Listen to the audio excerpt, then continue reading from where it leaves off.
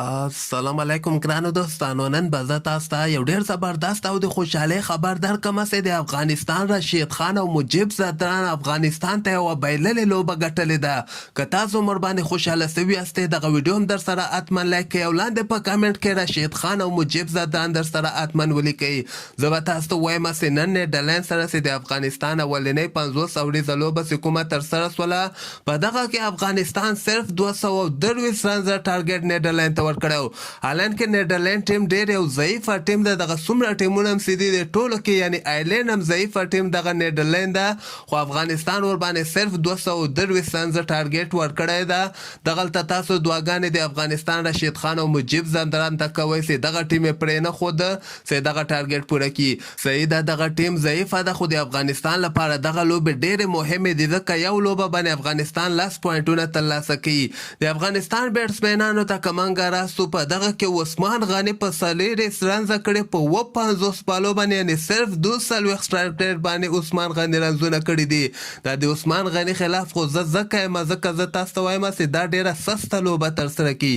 بل طرف ته رحمت شاه او حشمت الله شهیدي بیا ښه بیټنګ ترسره کړی. رحمت شاه 80 رنزه کړي دي، حشمت الله شهیدي بیا 83 رنزه کړي دي.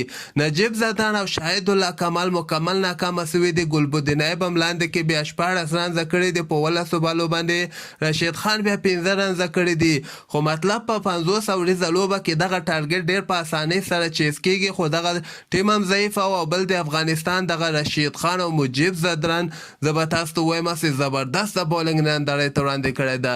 مجیب په 10 اورو کې 9 رنزه ورکړي دي او د مقابل ټیم 2 لوبغاړي آوټ کړي. رشید خان بیا په 9 اورو کې صرف 1 رنزه ورکړي دي او د مقابل ټیم 3 لوبغاړي آوټ کړي دي. بل طرف ته یمین احمدزیم بیا په 9 اورو کې 4 رنزه ورکړي او 2 لوبغاړي آوټ کړي، یعنی یمین احمدزیم ښه بولینګ ترسره کړی ده.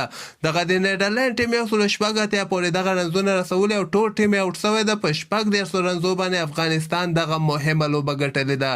نو افغانستان ته پکار ده چې دغه بقایا یو څو میراثي لوبغاړي دي دغه هم زر تر زره دغه ملي ټیم نه ورک کړي که نه دغه خو نیدرلند ټیم وګوره ما تاسو ته مخکې نه ویلي دي چې دغه رشید خان او مجیب زدران ته تاسو دعاګانې کوئ که دغه د افغانستان ټیم کې نه وي که نه افغانستان دغه دوبۍ نه هم لوبه نسي ګټلی، نیدرلند هم لوبه نسي ګټلی.